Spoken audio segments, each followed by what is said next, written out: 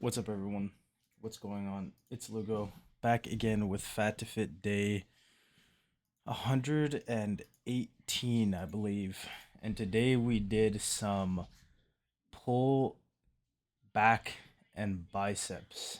My secondary deadlift day did some stiff legs, which is just deadlift off the floor, not RDLs. Basically, just with the well, with stiffer legs and a I would say straighter back. This has always pretty much blown up my deadlift. It's let me get really strong, and I felt pretty strong in this today. Like I'm progressing it very well, a lot better than I felt in previous weeks, and I'm not sure why. To be honest, I think maybe I'm just getting more proficient at the movement. But I don't know. It feels really good. It was a really fun push day, even though my sleep was kind of shit yesterday. I just got to bed late. I was with my dad grocery shopping pretty late. Got home, played some World of Warcraft, did like a dungeon. And I got into bed at 9 and I woke up, or no, I didn't even go to sleep until like 10, I think.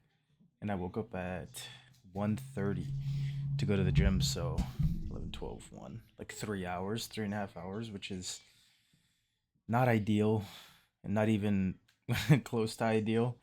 But I walked in there and I was like, you know what? I can't cop out because I'm tired.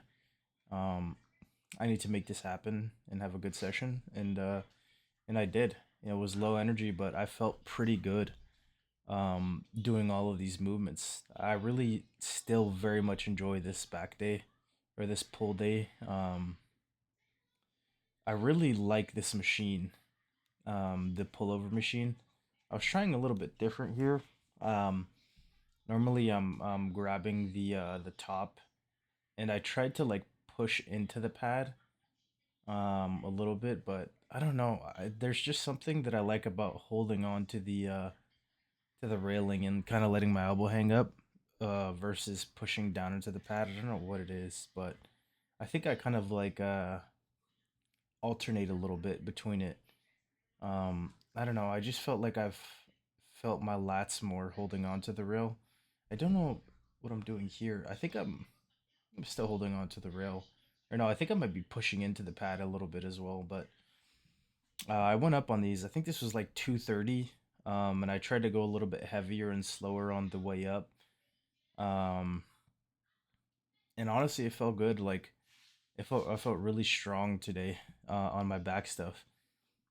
I went up a set on my pull downs as well, my neutral grip pull downs, and I tried to push into the ground less because with these, yeah, you can see there the machine is coming up. And it's I wouldn't say that it's because I'm strong. I would say it's because the machine is not rooted down, and there's more weight on the back end than there is on the front end. So it's very easy to push up. You don't have to be very strong to push up on it. And I was like pushing into the ground too much, and I almost like kind of want to straighten my leg here so that I can uh not push it up because it does make it harder for it to go. And I think I should just so I can make sure that I'm just pulling with my lower lat and really focusing in there because this is what I want.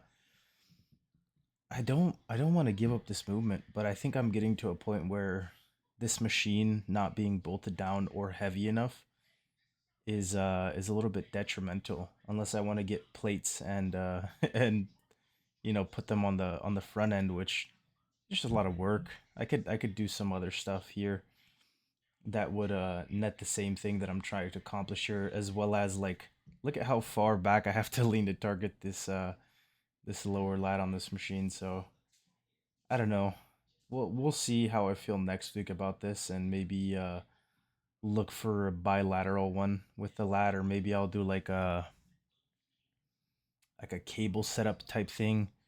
Um, that I've seen a lot of where you just like reach forward and um bring your arm in.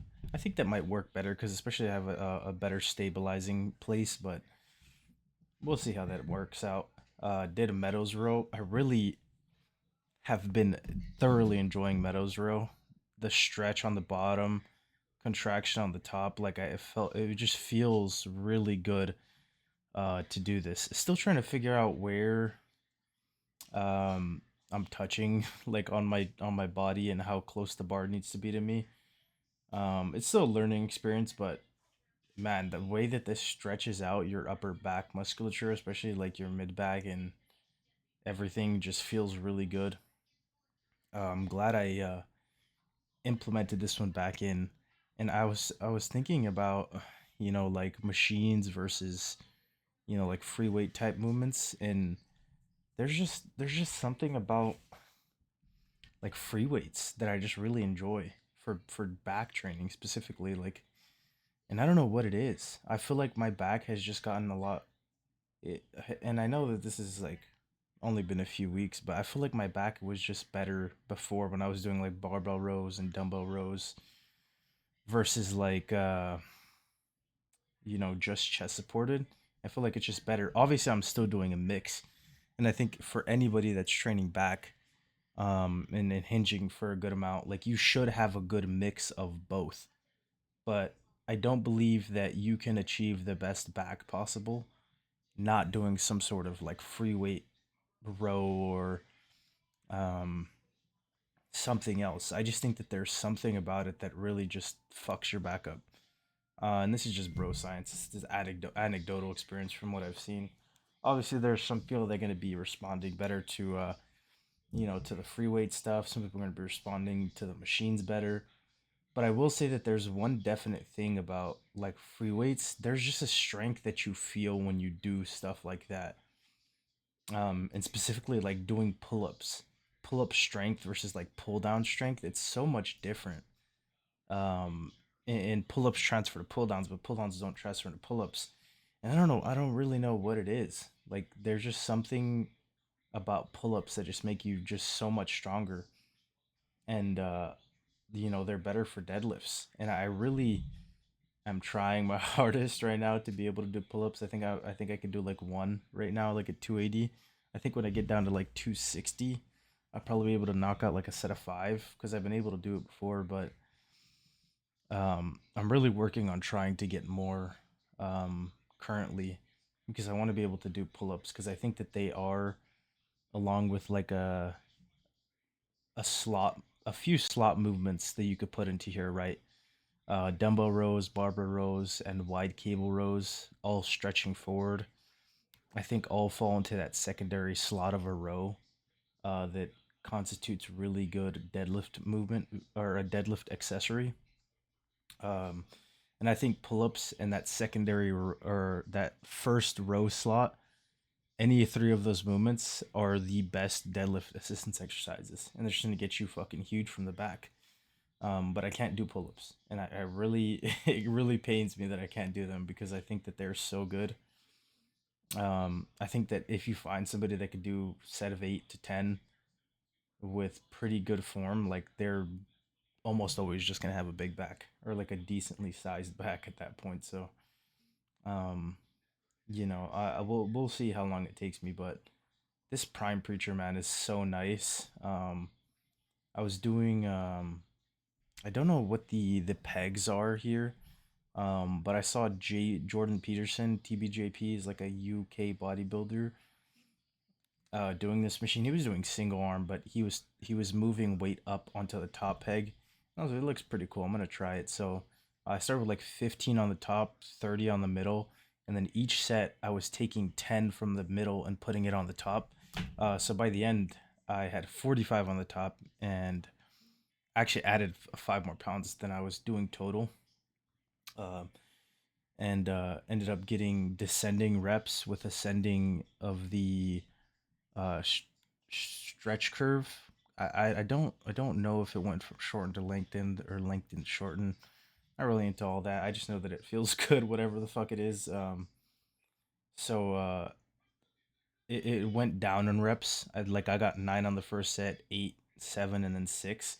But I was really focusing on controlling the eccentric for the most part and really milking it out to make sure that I got it. And honestly, like I've been enjoying not doing super high reps on like my bilateral bicep movements, because even on those I would go really high reps. Um, And usually by my second bicep movement, I'm pretty cooked. So I try to keep it within the 6 to 10 range, but controlling it. You don't want to go heavy or in that low range, and you're slamming the machine and you're doing all this because that's an easy way to fucking pop your bicep right off the bone.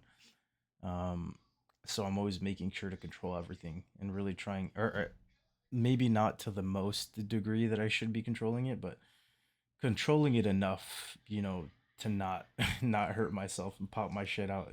So I'm pretty happy with the look today. I feel like my back is getting a lot better. My rear delts specifically have been looking pretty juicy, honestly. Like my shoulders in general look pretty good, to be honest, to me. And I would accredit that to my rigorous shoulder training, like medial and rear delt.